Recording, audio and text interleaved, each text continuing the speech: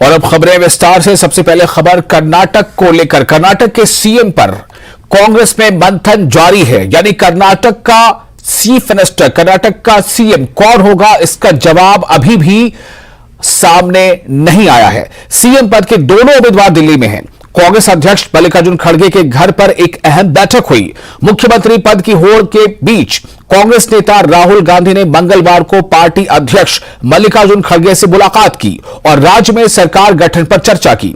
राहुल गांधी दिल्ली में खड़गे के आवास पर गए और करीब 1.5 घंटों तक कांग्रेस प्रमुख के साथ बंद कमरे में बैठक की।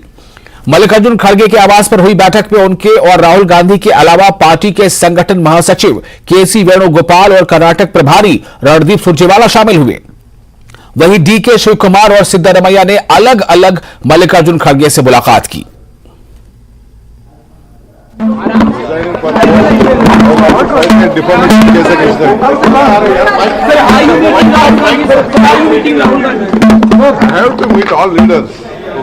First, I have to meet my Congress president.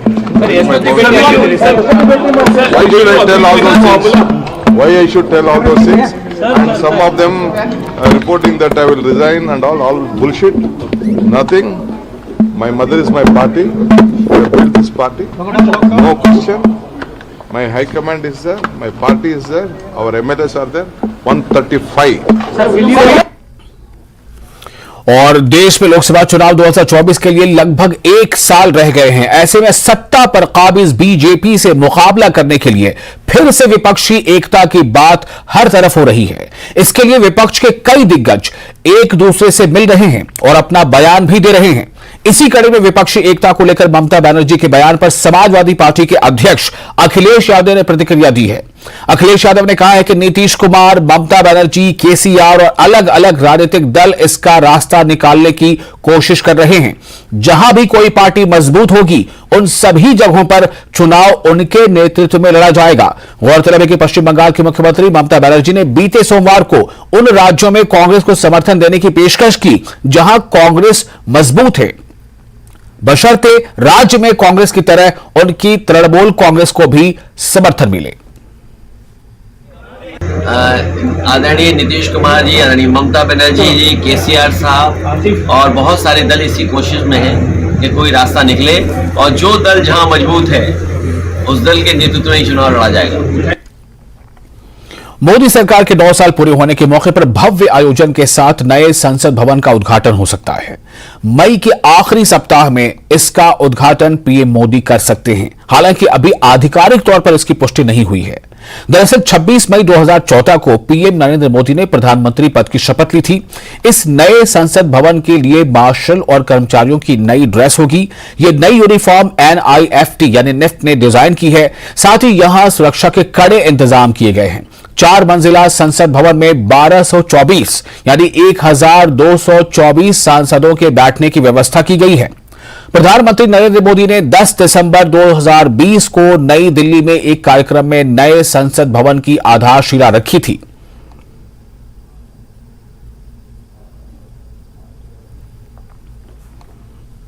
Congress नेता राहुल गांधी 31 मई को एक हफ्ते के लिए अमेरिका के दौरे पर जाएंगे। इस दौरान वो 4 जून को न्यूयॉर्क के मेडिसन स्क्वायर गार्डन में भारतीय समुदाय को संबोधित करेंगे। इसके अलावा राहुल गांधी कैलिफोर्निया की एक यूनिवर्सिटी के इवेंट में भी शामिल होंगे।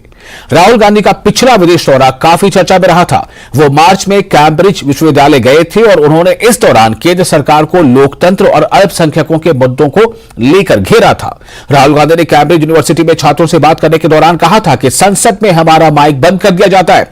इसके अलावा उन्होंने दावा किया था कि केंद्र सरकार संस्थाओं पर लगातार दबाव बना रही है।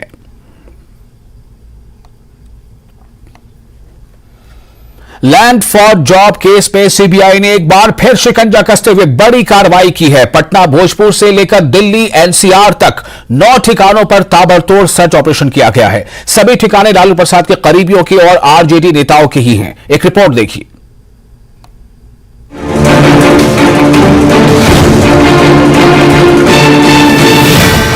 रेलवे में नौकरी के बदले जमीन घोटाले की जांच कर रही केंद्रीय जांच एजेंसी सीबीआई ने मंगलवार को बड़ी दबिश दी। दिल्ली, गुरुग्राम, नोएडा, पटना और भोजपुर में सीबीआई ने छापेमारी की। वैसे जांच एजेंसी ने इस रेड को सर्च ऑपरेशन बताया है। बड़ी बात ये कि जिन 3 शख्स के ठिकानों पर सर्च ऑपरेशन चलाया गया वे तीनों आरजेडी के नेता हैं और लालू प्रसाद के बेहद करीबी भी। प्रेमचंद्र गुप्ता आरजेडी के सांसद हैं, लालू प्रसाद के बेहद करीबी और उद्योगपति हैं। किरण देवी आरजेडी की विधायक है, आरजेडी के पूर्व विधायक अरुण यादव की पत्नी है। जबकि अरुण यादव आरजेडी के पूर्व विधायक हैं, बड़े बालू कारोबारी हैं और लालू प्रसाद के भी बेहद करीबी। आरजेडी विधायक किरण देवी और उनके पति अरुण यादव के ठिकानों पर पटना से लेकर भोजपुर तक सर्चिंग हुई। केंद्रीय जांच एजेंसी सीबीआई ने लालू के करीबियों के ठिकानों पर इतनी बड़ी छापेमारी एक साथ 9 जगहों पर की। लैंड फॉर जॉब मामले से जुड़ा ये मामला 2004 से 2009 के बीच का है, जब लालू प्रसाद तत्कालीन रेल मंत्री थे। आरोप है कि रेलवे में नौकरी दिए जाने के एवज में लोगों से जमीन ली गई। बता दें, इससे पहले मार्च महीने में भी 15 ठिकानों पर सीबीआई की छापेमारी हुई थी। लैंड फॉर जॉब केस की जांच लगातार जारी है। न्यूज 18 के लिए दिल्ली से शंकर आनंद और पटना से अमित कुमार के साथ ब्यूरो रिपोर्ट। और लैंड फॉर जॉब मामले में लालू प्रसाद के करीबियों पर सीबीआई की छापेमारी के बाद सियासत गर्म है। बीजेपी सांसद सुशील मोदी ने लालू परिवार पर तंज कसा है तो महागठबंधन के नेताओं ने पलटवार किया है। रिपोर्ट देखिए। था तुम मुझे जमीन दो, मैं तुम्हें नौकरी दूंगा। देश के प्रधानमंत्री इन्फोर्समेंट एजेंसियों का दुरुपयोग अपने विपक्षियों को नियंत्रित करने के लिए वो कर रहे हैं। लैंड फॉर जॉब मामले में सीबीआई ने लालू प्रसाद के नजदीकियों के 9 ठिकानों पर सर्च ऑपरेशन चलाया। सीबीआई की कार्रवाई को लेकर बिहार का सियासी पारा हाई है। बीजेपी सांसद सुशील मोदी ने लालू फैमिली पर तंज कसने के साथ ही जेडीयू के राष्ट्रीय अध्यक्ष ललन सिंह पर भी निशाना साधा। सुशील मोदी ने कहा कि ललन सिंह ने ही सीबीआई को सबूत दिया था। जब एनडीए की सरकार बनी तो ललन जी ने दोबारा सीबीआई को सारे दस्तावेज सौंपे। मैंने भी इस मामले को आगे बढ़ाया था और आज उसी के आधार पर कार्रवाई हो रही है। लालू यादव का तो नारा था तुम मुझे जमीन दो, मैं तुम्हें नौकरी दूंगा। सुशील मोदी के वार पर महागठबंधन के नेताओं ने पलटवार किया। आरजेडी नेता और बिहार के भूमि एवं राजस्व मंत्री आलोक मेहता ने कहा कि ऐसा लगता है कि सुशील मोदी सीबीआई ज्वाइन कर चुके हैं और जांच एजेंसियां बीजेपी की एजेंसियां बन गई हैं। जो अभी कर्नाटक का रिजल्ट है उसके बाद बौखलाए हुए हैं लोग, तो जो करना है करें। अब इसमें सुशील मोदी का जवाब देने के लिए हम लायबल नहीं है। वहीं जेडीयू प्रवक्ता अंजुम आरा का कहना है कि ये पूरा देश जानता है कि केंद्र सरकार कैसे एजेंसियों का दुरुपयोग कर रही है। देश की आवाम इस बात से भी पूरी तरह अवगत हो चुकी है कि देश के प्रधानमंत्री इन्फोर्समेंट एजेंसियों का दुरुपयोग अपने विपक्षियों को नियंत्रित करने के लिए वो कर रहे हैं।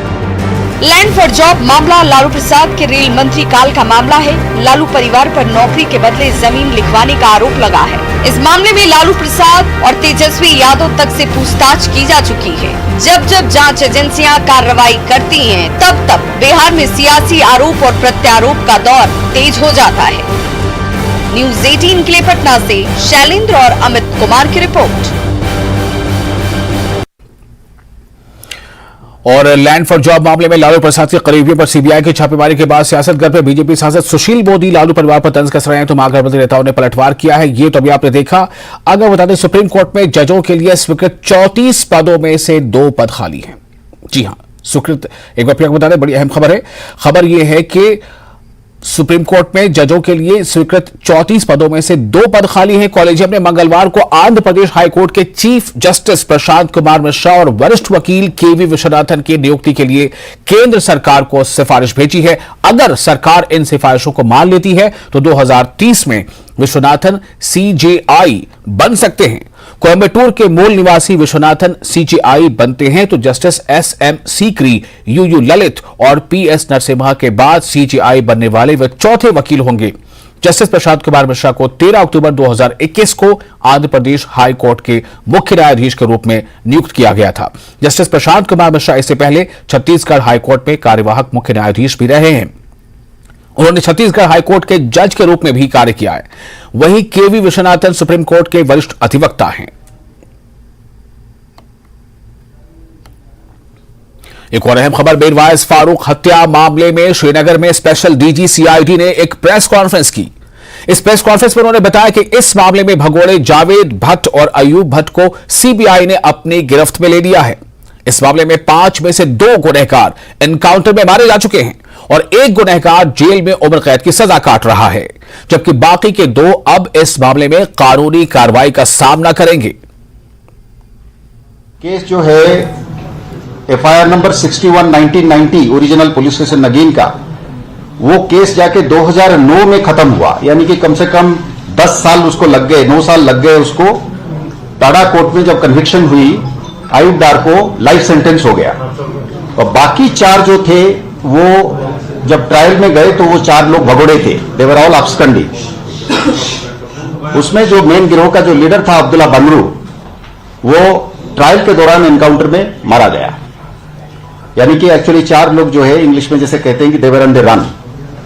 सो Abdullah Bangroo, who was found to be the leader of the team, he was killed in an encounter.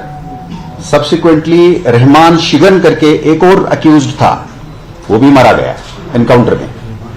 उसके बाद 2 बंदे जो है वो भागने में कामयाब रहे, उनका नाम है जावेद भट्ट और अयूब भट्ट। जावेद भट्ट जो है अजमल खान है उनका code name, late Habibullah Bhat resident of Solinawala. दूसरा जो है वो जोहर अहमद भट्ट कोड बिलाल, और ये लेट मोहम्मद रमजान भट्ट के बेटे हैं, ये भी बटमलू के रहने वाले। पहले वाले जो है वो नटीपुरा श्रीनगर के हैं। अब जैसे टिपिकली कहते हैं कि long arms of the law, 30-32 साल के बाद उनका वो बीच में पाकिस्तान भाग गए, फिर नेपाल भाग गए। नेपाल में पोखरा में काफी दिन छिपके रहे इधर उधर, तो आज उनको पकड़ा गया है और सीबीआई टीम जो है उनको प्रोक्लेम्ड ऑफेंडर्स की नोटिस लेके दिल्ली से आई है और उनको हिरासत में ले लिया है। अब वो they will face the trial. 5 में से 2 ऑलरेडी गुजर चुके हैं, 1 जेल में है, लाइफ सेंटेंस काट रहा है, जिसकी लाइफ सेंटेंस को उसने चैलेंज किया था सुप्रीम कोर्ट में, सुप्रीम कोर्ट ने भी उसको अपहोल्ड करा है। तो अयूब डार जो है वो ही will remain for his rest of his life in the jail. अभी बाकी जो ये दोनों पकड़े गए हैं, जो भगोड़े थे, जो अब्सकंडर थे, अब वो ट्रायल फेस करेंगे। इसके साथ मीरवाइज साहब की कत्ल का जो है सभी अक्यूज्ड जो है वो they will be brought to justice as they say in English. और फिलहाल एक छोटा सा ब्रेक लेते हैं, ब्रेक के बाद खबरों का सिलसिला जारी रहेगा।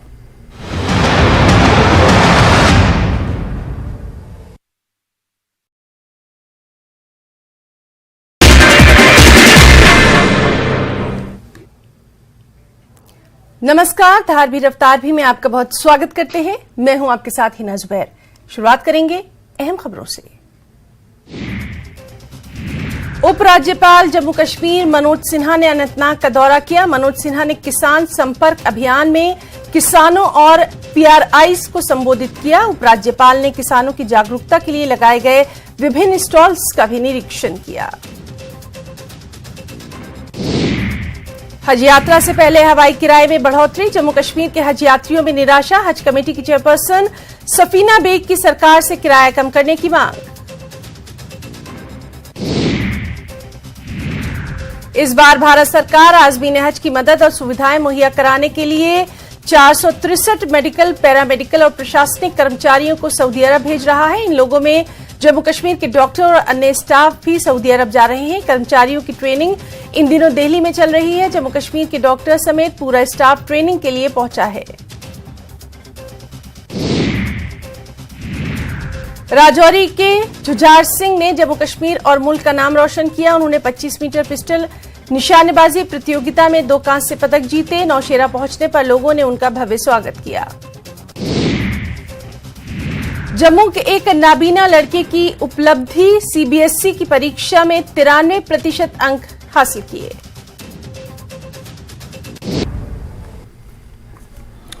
ब्रेक के बाद एक बार फिर आपका स्वागत है। आप देख रहे हैं न्यूज 18 जे के लिए पर टॉप एट 10।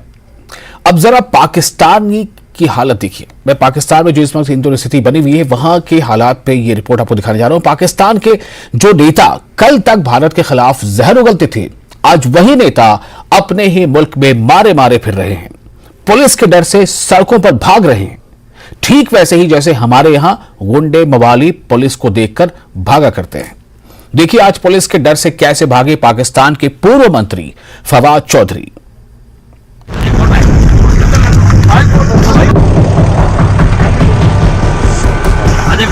दौड़ते भागते हांफते कमर पकड़कर कराहते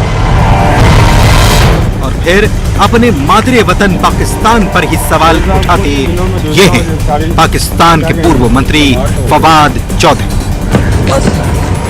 क्या करें, उसमें कोई कानून हो तो बंदा सुप्रीम कोर्ट के अंदर से। कभी भारत के मिशन चंद्रयान का मजाक उड़ाने वाले फवाद चौधरी मंगलवार को पुलिस के डर से ऐसे भागे कि अब पूरी दुनिया उनका मजाक उड़ा रही है। शासन करता है, ऑर्डर प्रोटेक्टिव बेल देता है और दहशतगर्दों की तरफ उसको उठाया जाता है। हद होती है वैसे जी। वैसे साहब प्लीज आप इस मुल्क को देखें कि क्या चल रहा है। कोर्ट से बेल मिलती है मेरे हस्बैंड को और बाहर गाड़ी लगा के उठाना शुरू हो जाते हैं उनको। ये इंसाफ है इस मुल्क में? अब इस्लामाबाद के किस्सा फवाद के हर फ्रेम पर गौर फरमाएं। जनाब को कुछ दिन पहले सरकारी योजना की सार्वजनिक निंदा करने के आरोप में गिरफ्तार किया गया, मगर मंगलवार को हाईकोर्ट में पेशी के बाद उन्हें जमानत मिल गई। वो वकील और पत्नी के साथ कोर्ट से बाहर निकले और हंसते मुस्कुराते अपनी कार में बैठे, मगर 2-4 मीटर चलते ही ड्राइवर ने कार पर ब्रेक लगा दी और फिर फवाद चौधरी गेट खोलकर तेजी से हाईकोर्ट के अंदर की तरफ भाग गए।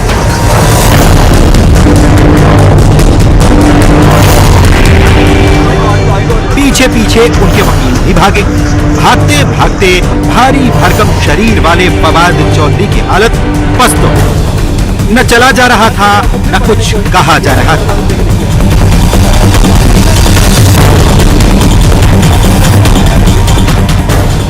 बोला तो उनकी पत्नी हिबा खान ने, अब हमें पाकिस्तान पर तरस आ रहा है। इस्लामाबाद पुलिस थी या पंजाब पुलिस थी? जो भी पुलिस थी जाए, जहाँ कहीं भी है, जब एक हाई कोर्ट ने एक उसको ऑनरेबल बेल दे दी है तो आप किस हैसियत से दहशतगर्दों की तरह उसको उठा के लेके जा रहे हैं? आपने सीआईए में रखा उनको, हमने कुछ नहीं कहा, सब जेल बना के। ना आपको बच्चों का ख्याल है ना आपको बच्चियों का ख्याल है। अफसोस है मुझे इस मुल्क के ऊपर।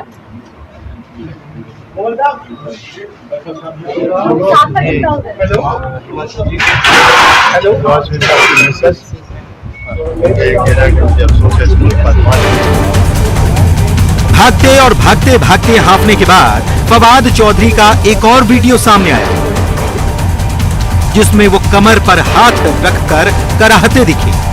लगता है कि पुलिस वालों ने शायद कुछ खातिरदारी की होगी।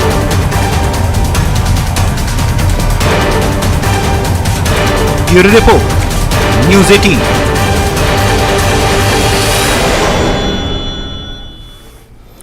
और भारत में शानदार तरीके से हो रहे G20 सम्मेलन से विरोधियों के सीने पर सांप लौटने लगा है। इससे सबसे ज्यादा बेचैन पाकिस्तान दिख रहा है। खबर है कि पाकिस्तान कुछ देशों और लोगों को कश्मीर में G20 समिट के खिलाफ उकसा रहा है। उसने G20 समिट का बहिष्कार करने को कह रहा है। पाकिस्तान अपने हालात से ज्यादा भारत के बढ़ते कद से बेचैन नजर आता है।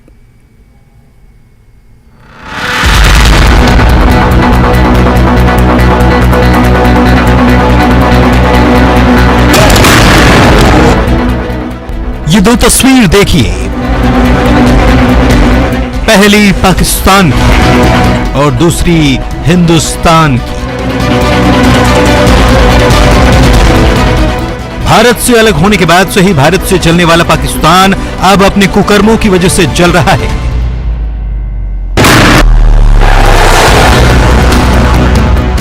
तो भारत अपने अच्छे कर्मों से दुनिया में पैठ बनाकर G20 समिट की मेजबानी कर रहा है।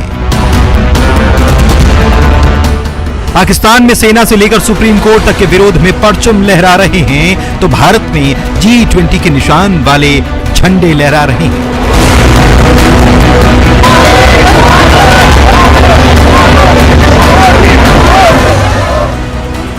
पाकिस्तान के पूर्व पीएम को वहां की सेना कोर्ट में घुसकर गिरफ्तार कर लेती है। और घसीटते हुए ले जाती है। वहीं भारत के प्रधानमंत्री को दुनिया ग्लोबल लीडर के तौर पर सम्मान देती है।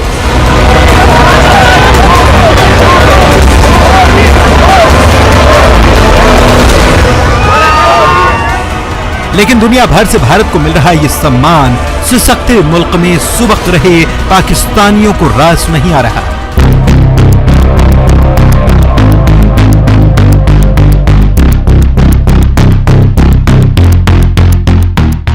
वो अब भी अपनी आग से नहीं बल्कि भारत की शान से जलकर राख हुए जा रहे हैं।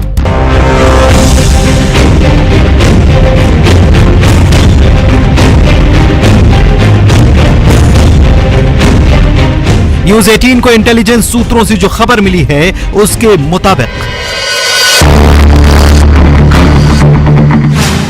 पाकिस्तान भारत में G20 समिट के खिलाफ साजिश कर रहा है।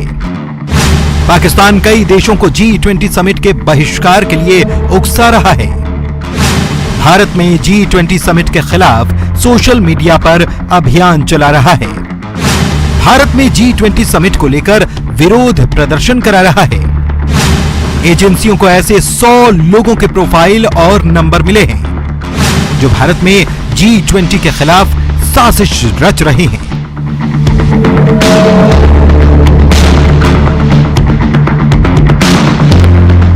कहते हैं जिनके घर शीशे के हों वो दूसरों के घरों पर पत्थर नहीं मारा करते, मगर पत्थर न चलाए तो शायद पाकिस्तान जिंदा ही न रह पाए। हम नहीं चाहते हमारा पड़ोसी मुल्क कोई भी फेल्ड स्टेट हो। कोई नहीं चाहता वहां पर गलत हाथों में सत्ता जाए, लेकिन हम इतना जरूर चाहते हैं कि वो आतंकवाद की घटनाओं को अंजाम देना भारत में बंद करें। कोई भी वहां पर सत्ता में हो, उनका कोई हक नहीं कि भारत में आतंकवाद को बढ़ावा दें। पाकिस्तान ने जो दूसरी जगह बोया उसका खामियाजा खुद को भुगतना पड़ रहा है। ऐसे हालात पाकिस्तान के बड़े हैं जो बद से बदतर हो रहे हैं। मैं इतना ही कहूंगा कि वहां जो भी सत्ता में हो वो कम से कम आतंकवाद के खिलाफ खड़ा प्रहार करे, तभी रिश्ते बेहतर हो पाए।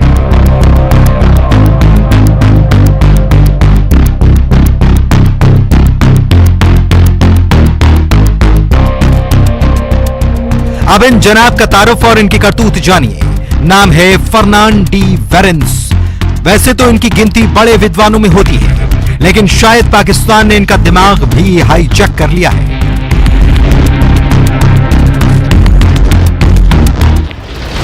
अपने बेतुके बयान से कांड करने में जुटे फर्नांड डी वेरेंस अल्पसंख्यक मुद्दों पर संयुक्त राष्ट्र के विशेष दूत हैं।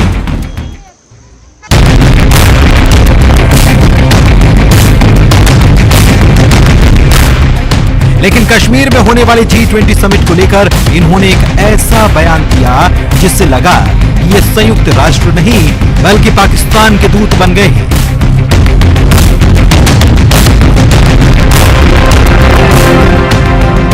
बहरहाल भारत ने इन्हें ऐसा मुंहतोड़ जवाब दिया है कि इन्हें अपने सम्मान के साथ साथ अपने ज्ञान पर भी गहरा डाउट हो गया।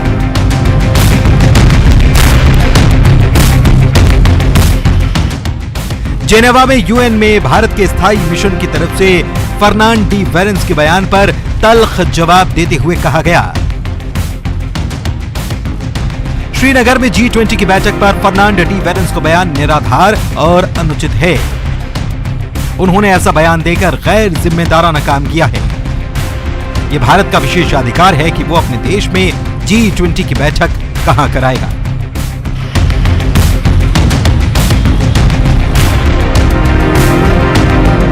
फर्नांड साहब अब जरा श्रीनगर की तस्वीरें देख लीजिए, जहां 22 से 24 मई को G20 की बैठक होनी है। देखिए कैसे इंतजाम किए गए हैं, कैसे सुरक्षा बलों ने घाटी में शांति कायम कर रखी है। सोचिए, जिस कश्मीर में कभी वहां के लोग खुलकर अपनी बात नहीं रख सकते थे, उसी कश्मीर में दुनिया के कई देशों के नेता खुलकर बात रखेंगे। वो भी सिर्फ कश्मीर के लिए नहीं बल्कि पूरी दुनिया के लिए। मतलब ये कि कश्मीर बदल रहा है, हिंदुस्तान बदल चुका है, दुनिया इसे मान चुकी है। बेहतर होगा पाकिस्तान के साथ साथ फन्नान साहब आप भी इस सच को स्वीकार कर लेते। ब्यूरो रिपोर्ट के साथ शैलेंद्र वांगू, न्यूज़ 18 दिल्ली।